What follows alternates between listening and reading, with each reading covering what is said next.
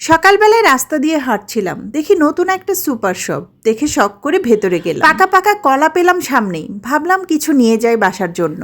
ভেতরে গিয়ে বললাম কলা দেন। বললো সরি স্যার, আপনি কাইন্ডলি ওই কাউন্টারে যান, এগুলো ডিসপ্লের জন্য রাখা আছে। ওহ সরি, ওকে ওকে। ভেতরে গিয়ে এক আপুকে বললাম, আপু কলা দিন তো এক হালি। উনি বললো একটু অপেক্ষা করেন স্যার। ভদ্র নারী গেলেন হাতের গ্লাভস পরতে, গ্লাভস পরে এসে বললেন স্যার একটু সময় দিন, এখনই দিচ্ছি। এবার গেলেন একটা ছুরি আনতে, ছুরি এনে কলার ছড়ি নামিয়ে বারবার পরীক্ষা করতে লাগলেন ঠিক কোন পাশ দিয়ে কাটবেন। মিনিট দুয়েক গবেষণা শেষে 4টা কলা আলাদা করার চেষ্টা করছেন। আস্তে আস্তে যেভাবে মুরগি জবাই দেয় সেভাবে বারবার ছুরি চালাচ্ছেন। আমি ভাবলাম আজকে বুঝি কলাকেই জবাই দেওয়া হচ্ছে। জোরে জোরে আল্লাহ আকবার পড়া শুরু করলাম।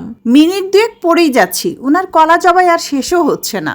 আরেকজনকে ডেকে আনলেন, উনিও হাতে গ্লাভস পরে 2-3বার ছুরি চালিয়ে এক থোকার কলার কাঁদি থেকে 4টা কলা আলাদা করলেন। কলা আলাদা করার পরে তার মুখে যেন বিজয়ের হাসি। 1953 সালে বিশ্বের প্রথম ব্যক্তি মাউন্ট এভারেস্ট জয় করেও হয়তোবা এত আনন্দ পায়নি। দ্বিতীয় নারী কলা 4টা আলাদা করে যে আনন্দ পেল। আমি কলা 4টা হাতে নিতে চাইলাম, বললেন সরি স্যার, কাইন্ডলি একটা ট্রলি নিন। এরপর আমি ফের গেটের কাছে একটা ট্রলি নিলাম, যে ট্রলিতে 5 মণ চাল বহন করা যাবে। সেই ট্রলিটায় 4টা কলা রাখতে গেলে সে নারী দৌড়ে এসে বললেন স্যার একটা প্যাকেট দেই, বলেই কস্টেপ দিয়ে কলা শরীরটা আটকে দিল। কস্টেপে মোড়ানো দেখে মনে হলো কলাগুলো যেন দৌড়ে পালাতে না পারে, সেজন্য এই ব্যবস্থা। একজন আসামিকেও মনে হয় পুলিশ এত টাইট করে বাঁধে না, যত টাইট করে এই কলাগুলো বাঁধা হয়েছে।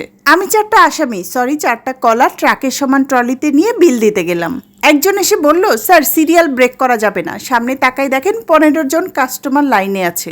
20 মিনিট ধরে লাইনে দাঁড়িয়ে থাকার পরে আমার সিরিয়াল এলো। কলার গায়ে বারকোড মেশিনটা ধরলো, পিক করে একটা আওয়াজ হলো। ঠিক তখনই বিল নেওয়ার লোকটা বলে উঠলো স্যার একটু ওয়েট করুন, সফটওয়্যারে আমাদের কলার দাম আপডেট দেওয়া নেই। বললাম আরে ভাই 40 টাকা হালির কলা কিনতে এসে এত কিছু, টাকা রাখুন তো পরে আপডেট করেন।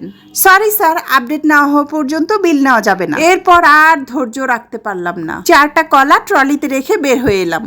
পেছন থেকে সেলস গার্ল ডাকছে স্যার বিল আপডেট হয়েছে, কলা নিয়ে যান। এক দৌড় দিলাম আর বললাম আমার কলা খাওয়ার স্বাদ মিটে গেছে, তোরা ইচ্ছে মতো কলা জবাই কর, ইচ্ছে মতো বিল আপডেট কর আর খা। আমার বাড়িতে ততদিনে কলার গাছে কলা ধরেও যাবে।